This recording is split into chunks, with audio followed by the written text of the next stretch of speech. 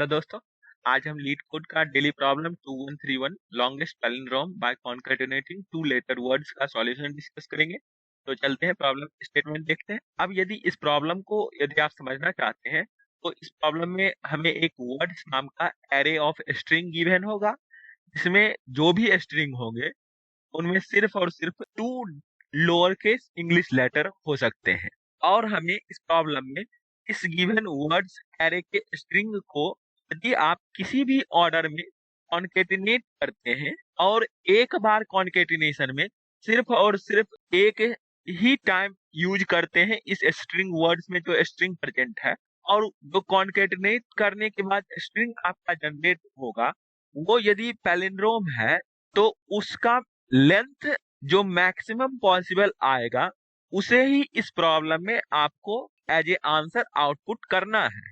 और यदि ऐसा पॉसिबल नहीं है अचीव करना तो उस केस में एज ए आंसर 0 आउटपुट करना होगा। यहाँ पर पैलिंड्रोम वैसे स्ट्रिंग को बोलते हैं जिसको आप फॉरवर्ड से या फिर बैकवर्ड से रीड करें तो सिमिलर जैसा फील हो। मतलब यहाँ पर यदि ए बी एक स्ट्रिंग लिए हैं हम, तो लेफ्ट से यदि आप इसको देखें या फिर राइट से देखें आपको ए बी ए ही मिलेगा, तो इसीलिए ये हमारा पैलिंड्रोम स्ट्रिंग होगा। इस बातों को बेटर वे में हम एग्जांपल फर्स्ट देखते हैं। यहाँ पर देख सकते हैं हमें वर्ड्स नाम का एरे ऑफ स्ट्रिंग गिवन है जिसमें स्ट्रिंग ये 3 है। अब यदि आप इसको कॉन्केटिनेट करना स्टार्ट करें, सबसे पहले इसको रखें LC, फिर GG को रखें, उसके बाद CL को रखें, तो आप देखेंगे कि ये जो जनरेट हुआ है कॉन्केटिनेटेड स्ट्रिंग ये हमारा पैलिंड्रोम है, क्योंकि लेफ्ट से पढ़ना और राइट से देखना दोनों सिमिलर जैसा है। और इसका लेंथ आप देखें तो 6 लेंथ का है जो कि मैक्सिमम पॉसिबल है, इसीलिए इस केस का आंसर 6 आउटपुट किया गया है। सिमिलर वेज में यदि एग्जांपल 2 को देखें तो हमें वर्ड्स एरे ये गिवन है, और इसमें यदि आप सबसे पहले TY, उसके बाद LC, उसके बाद CL और फिर YT रखते हैं कॉन्केटिनेटेड स्ट्रिंग में, तो आपके पास जो जनरेट स्ट्रिंग होगा वो ऐसा कुछ होगा। और इसका लेंथ आप देख सकते हैं 8 है, और यही हमारा मैक्सिमम पॉसिबल लेंथ जनरेट हो सकता है पैलिंड्रोम का। और इस हर एक में आप देखें हमने सिर्फ और सिर्फ एक बार ही यूज किया है एक स्ट्रिंग को इस वर्ड में जो गिवन है। इस प्रॉब्लम के लिए यदि आप कंस्ट्रेंट यहाँ पर देखें तो हमें वर्ड्स का जो मैक्सिमम लेंथ पॉसिबल है वो 10⁵ है, जो कि सिंपली हमें ये बताता है कि आप ब्रूट फोर्स अप्रोच यहाँ पर अप्लाई नहीं कर सकते हैं। तो चलते हैं, बेटर वे का सॉल्यूशन क्या होगा ये देखते हैं और उसका लॉजिक समझेंगे। यहाँ पर सबसे पहले आप ये जानिए कि पैलिंड्रोम कैसे आप जनरेट करते हैं। पैलिंड्रोम आप जानते हैं कि लेफ्ट से देखने में और राइट से देखने में सिमिलर फील होता है। अब यदि यहाँ पर इस पैलिंड्रोम स्ट्रिंग को ब्रेक करते मिड से, तो आप देखेंगे कि लेफ्ट साइड जो जनरेट हुआ है और राइट साइड जो जनरेट हुआ है स्ट्रिंग वो एक दूसरे का मिरर इमेज है। जैसे यहाँ पर यदि लेफ्ट साइड में ABC रहता है तो राइट साइड में CBA का होना होगा, तभी ये पैलिंड्रोम हो सकता है। और ये जनरेट कैसे हो रहा है, ये जनरेट आप देखें AB यदि यहाँ पर पुट करते हैं लेफ्ट साइड में तो BA का होना मस्ट है, तभी पैलिंड्रोम हो सकता है। मतलब ये हुआ कि हमारे पास जो words array of string given होंगे उनमें यदि AB प्रेजेंट है तो BA का होना मस्ट होगा, तभी ये दोनों मिलकर के एक पैलिंड्रोम स्ट्रिंग कंस्ट्रक्ट कर सकता है। और फिर यदि इस C को आप देखें तो इसका कंट्रीब्यूशन लेफ्ट साइड में सिर्फ 1 है और राइट साइड में भी 1 है। मतलब ये दोनों मिल करके 2 लेंथ बन पाता है। मतलब इस वर्ड्स में सिर्फ और सिर्फ ऐसे स्ट्रिंग हो जिनका कैरेक्टर बराबर है वो भी पैलिंड्रोम हो सकता है, और उसका कंट्रीब्यूशन 2 लेंथ का होगा, और वो जब भी हम पुट कर पाएंगे तो मिड में ही पुट कर पाएंगे। और बाकी का जो भी कंट्रीब्यूशन होगा वो उनका 4 लेंथ का कंट्रीब्यूशन होगा।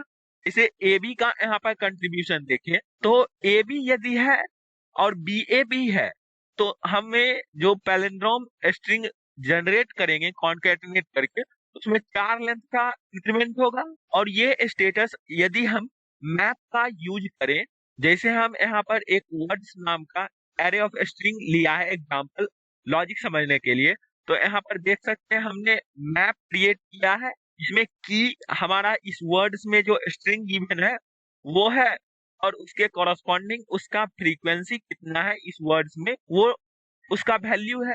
जैसे यहाँ पर ए बी का देखें इस वर्ड में, तो दो डिफरेंट ए बी एग्जिस्ट कर रहे हैं, तो इसलिए यहाँ पर इसका फ्रीक्वेंसी हमने 2 रखा है। सिमिलरली वाई टी का आप देखें तो यहाँ पर इस वर्ड में सिर्फ वाई टी 1 टाइम एग्जिस्ट कर रहा है, इसलिए यहाँ पर फ्रीक्वेंसी हमने 1 रखा है। अब यहाँ पर इस वर्ड्स में जितने भी स्ट्रिंग गिवन है उनके लिए हर एक बार हम ये कंसिडर करें कि वो हमारा कॉन्केटनेटेड पैलिंड्रोम जो स्ट्रिंग हम बनाना चाहते हैं उसका कंट्रीब्यूशन एग्जिस्ट करता है। यदि वाईटी का कंट्रीब्यूशन इस पैलिंड्रोमिक कॉन्केटनेटेड स्ट्रिंग में होगा तो उसके लिए टी वाई का भी प्रेजेंट होना इस वर्ड्स में मस्ट होगा, जो कि यहाँ पर देख सकते हैं टी वाई भी प्रेजेंट है। और उस केस में हम अपने एक आंसर नाम के वेरिएबल बनाएंगे जो कि लेंथ का स्टेटस रखेगा कि हमारे पास कितना लेंथ का पैलिंड्रोम कॉन्केटिनेट करके जनरेट हुआ है, और उसमें हम 4 का इंक्रीमेंट करेंगे क्योंकि यहाँ पर 4 लेंथ का कंट्रीब्यूशन होगा।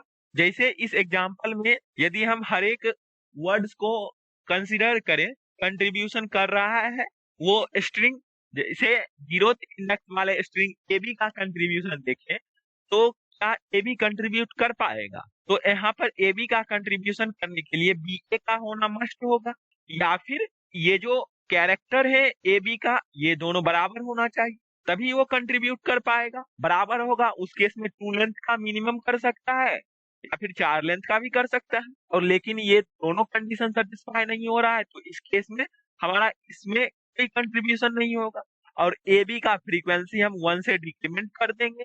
और फिर जब टी वाई पर जाएंगे तो फिर देखेंगे कि टी वाई क्या कंट्रीब्यूट कर पाएगा, तो आप देख सकते हैं टी वाई कंट्रीब्यूट कर सकता है क्योंकि टी वाई के पेयर वाई टी एग्जिस्ट कर रहे हैं इस मैप में और उसका फ्रीक्वेंसी 1 है, तो टी वाई को कंट्रीब्यूट करने से हमारे पास जो लेंथ बढ़ेगा वो 4 लेंथ का बढ़ेगा और टी वाई का फ्रीक्वेंसी 0 हो जाएगा और वाई टी का भी फ्रीक्वेंसी 0 हो जाएगा तब हमारे, क्योंकि इस दोनों का यूज हमने एक बार कर लिया है। और फिर जब हम जाएंगे वाई टी को देखने तो हमें ये देखना होगा कि क्या हमारा वाई टी एग्जिस्ट करता है गिवन मैप, उसका कंट्रीब्यूशन पहले से तो किसी के साथ नहीं हो चुका है। यदि रहता है फ्रीक्वेंसी कुछ 0 से ज्यादा तभी हम उसके लिए देखेंगे, नहीं तो देखना ही नहीं है, इसलिए वाई टी का फिर देखेंगे ही नहीं।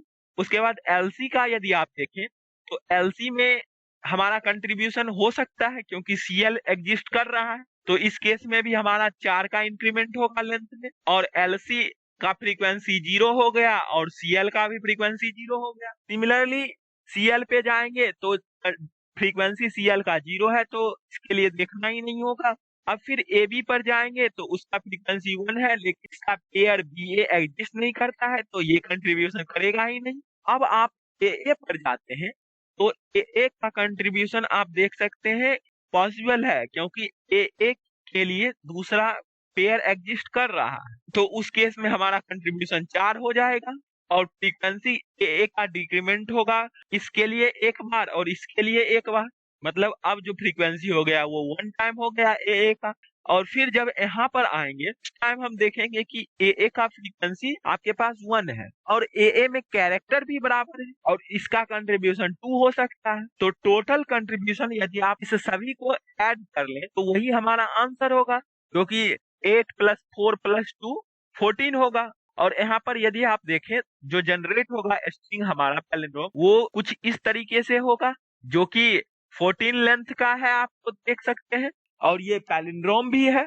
और एक चीज यहाँ पर नोट कीजिएगा, इस 2 का कंट्रीब्यूशन मान लीजिए एक बार 2 और आ जाता है तो इस दोनों का कंट्रीब्यूशन 2 ही होगा, ना कि 4 होगा, क्योंकि हम मिड में इसका कंट्रीब्यूशन रख सकते हैं और वहां पर सिर्फ और सिर्फ एक ही स्ट्रिंग रख सकते हैं, ना कि ए यहाँ पर यदि आया है और बी आया है तो दोनों को रखेंगे तो पैलिंड्रोम नहीं हो पाएगा, इसलिए सिर्फ एक का ही कंट्रीब्यूशन 2 रखेंगे। तो चलते हैं इसी बातों को अब हम कोड में इम्प्लीमेंट करते हैं। यहाँ पर सबसे पहले हम जावा कोड डिस्कस करेंगे। यहाँ आप देख सकते हैं लॉन्गेस्ट पैलिंड्रोम फंक्शन गिवन है, इसे ही कंप्लीट करना है। सबसे पहले हम एक मैप क्रिएट किए हैं स्ट्रिंग इंटीजर, जो कि इस गिवन वर्ड्स एरे में जो स्ट्रिंग होगा उसका फ्रीक्वेंसी रखेगा उसके कॉरस्पॉन्डिंग, और हमने एक आंसर नाम का वेरिएबल और काउंट नाम का वेरिएबल इंट टाइप का 0 से इनिशियलाइज किया है। काउंट हमें ये रखेगा कि क्या हमारे पास किसी टाइम 2 लेंथ का कंट्रीब्यूशन आ चुका है, यदि आएगा तो काउंट इंक्रीज कर लेंगे, क्योंकि हमें सिर्फ और सिर्फ इस 2 लेंथ का कंट्रीब्यूशन एक बार ही कंसिडर करना है, और आंसर हमें टोटल लेंथ अब तक क्या हो चुका है उसका स्टेटस रखेगा। और उसके लिए हम फिर फॉर ईच लूप रन किए हैं इस गिवन वर्ड्स एरे पर, और उसके हर एक वर्ड को एक्सेस किए हैं वर्ड नाम के स्ट्रिंग में, और इस फॉर लूप के अंदर आते ही हम पहले चेक करेंगे कि क्या हमारा वर्ड मैप में एग्जिस्ट करता है या नहीं। यदि मैप में एग्जिस्ट नहीं करता है तब तो हम कंटिन्यू कर जाएंगे, नहीं तो हमारा ये कोड रन करेगा। सबसे पहले हम फाइंड करेंगे हमारा वर्ड का जो पैलिंड्रोमिक वर्ड जनरेट होगा वो क्या होगा। जैसे वर्ड हमारा ए बी है तो वर्ड 1 हमारा बी होना चाहिए, वही हम यहाँ पर वर्ड डॉट सब स्ट्रिंग 1 से लेकर के लास्ट तक और 0 से 1 तक ऐड कर दिया है, और फिर वर्ड 1 में रख दिया है, और फिर वर्ड 1 के कॉरस्पॉन्डिंग हमारा फ्रीक्वेंसी कितना है इस गिवन मैप में वो यहाँ पर फ्री में स्टोर किया है, और फिर मैप में वर्ड को रिमूव कर दिया है। मतलब मैप में जो वर्ड का फ्रीक्वेंसी है उसमें 1 से डिक्रीमेंट कर दिए हैं, और उसके लिए हम रिमूव फंक्शन लिखे हैं, जो कि यहाँ पर आप देख सकते हैं रिमूव फंक्शन हमारा कुछ इस तरीके से वर्क करेगा। रिमूव फंक्शन हमारा वो मैप लेगा और गिवन स्ट्रिंग जिसके कॉरस्पॉन्डिंग हमें डिक्रीमेंट करना है फ्रीक्वेंसी बाय 1 उसका, और उसके लिए सबसे पहले हम देखेंगे कि क्या हमारा एस का फ्रीक्वेंसी मैप में 1 तो नहीं है। यदि 1 फ्रीक्वेंसी एग्जिस्ट करता है तब तो सिंपली हमें मैप से एस को रिमूव कर देना है, नहीं तो मैप में एस के कॉरस्पॉन्डिंग 1 से फ्रीक्वेंसी डिक्रीमेंट कर देना है, जो कि यहाँ पर आप देख सकते हैं। और उसके बाद हम यहाँ पर ये कोड लिखे हैं, और जिसमें हम पहले चेक करेंगे कि क्या हमारा वर्ड जो आया है उसका कैरेक्टर इक्वल तो नहीं है, मतलब ये केस तो नहीं है, ये केस होगा। अब हम चेक करेंगे कि क्या हमारा उसका फ्रीक्वेंसी नल तो नहीं है, फ्रीक्वेंसी नल नहीं होगा उस केस में फिर देखेंगे कि क्या हमारा फ्रीक्वेंसी 1 से ज्यादा है, मतलब ए का फ्रीक्वेंसी 2 टाइम्स होगा, मतलब उस टाइम तो हमारा कंट्रीब्यूशन 4 लेंथ का होगा, 1 टाइम जिस केस में होगा उस टाइम हमारा कंट्रीब्यूशन इसका 2 लेंथ का होगा। तो इसीलिए यहाँ पर हम चेक कर रहे हैं कि फ्रीक्वेंसी जो आया है वो 1 से ज्यादा है या 1 के बराबर है। 1 के जब इक्वल होगा उस टाइम हम अपने काउंटर को इंक्रीज कर लेंगे, क्योंकि 2 लेंथ का कंट्रीब्यूशन हमारे पास आ चुका है, और नहीं तो आंसर में 4 से इंक्रीमेंट करेंगे और जो वर्ड 1 है उसको 1 से डिक्रीमेंट कर देंगे फ्रीक्वेंसी। और यदि हमारा दोनों कैरेक्टर बराबर नहीं होता है उस केस में सिंपली हमें चेक करना हो कि क्या फ्रीक्वेंसी नल तो नहीं है। यदि फ्रीक्वेंसी नल नहीं होता है तो सिंपली हम आंसर में इंक्रीमेंट कर लेंगे 4 से, और गिवन मैप में वर्ड 1 का फ्रीक्वेंसी 1 से डिक्रीमेंट कर देंगे। उसके लिए हम रिमूव फंक्शन को कॉल कर दिए हैं, और लास्ट में हम फिर चेक कर लेंगे कि क्या हमारा काउंटर 0 से तो ज्यादा नहीं हो गया है। यदि 0 से ज्यादा होगा तब हम आंसर में 2 से इंक्रीमेंट कर लेंगे और लास्ट में आंसर को रिटर्न कर देंगे। तो इस कोड को सबमिट करके देखते हैं और देखते हैं कि क्या ये रन होता है। तो यहाँ पर देख सकते हैं हमारा कोड रन किया और टोटल टेस्ट केस पास किया, और 7% फास्टर है और 47% मेमोरी इफिशियंट है, तो ये कोड हमारा ठीक ही है। अब हम C++ कोड देखते हैं। C++ कोड भी हमने सिमिलर लॉजिक से लिखा है, जो कि यहाँ पर आप देख सकते हैं। यहाँ पर हमने मैप क्रिएट किया है MP नाम का, और वर्ड्स में जो स्ट्रिंग होंगे उनका फ्रीक्वेंसी कितना है वो हमने रखा है, जो कि इस फॉर ईच लूप के अंदर हमने किया है, और फिर सिमिलर वेज में आंसर और काउंट नाम का वेरिएबल 0 से इनिशियलाइज किया है।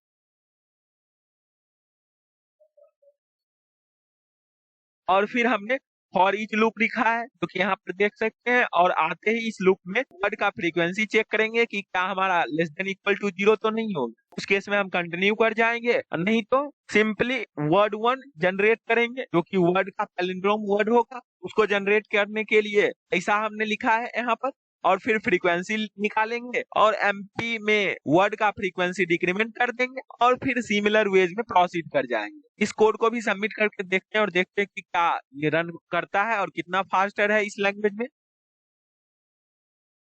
यहाँ पर देख सकते हैं हमारा कोड रन किया और 50% फास्टर है और 81% मेमोरी इफिशियंट है, जो कि बेस्ट आउट ऑफ बेस्ट ही है इस लैंग्वेज में। अब यदि इस कोड का टाइम कम्प्लेक्सिटी एनालाइज करना चाहें तो आप देखेंगे कि हम यहाँ पर हर एक time for each loop run कर रहे हैं, जो कि big of n time run करेगा और उसके अंदर मैप का वर्क परफॉर्म कर रहे हैं। और हम जानते हैं कि मैप में कोई भी वर्क लॉग एन टाइम में होता है, तो टोटल ओवरऑल कम्प्लेक्सिटी n से log n मल्टीप्लाई करेंगे तो n log n हो जाए। और स्पेस कम्प्लेक्सिटी हमने मैप का यूज किया है तो n स्ट्रिंग स्टोर करेंगे तो ओवरऑल स्पेस हमारा बिग ऑफ n यूज होगा। तो आई होप आपको ये दोनों डिफरेंट लैंग्वेज के कोड और लॉजिक समझ आए होंगे। तो फिर मिलते हैं किसी अगले वीडियो के साथ, तब तक के लिए कोडिंग करते रहिए, बेस्ट ऑफ लक। और हम इस दोनों डिफरेंट लैंग्वेज के कोड का लिंक डिस्क्रिप्शन बॉक्स में प्रोवाइड कर देंगे, तो आप वहां से चेक कर सकते हैं।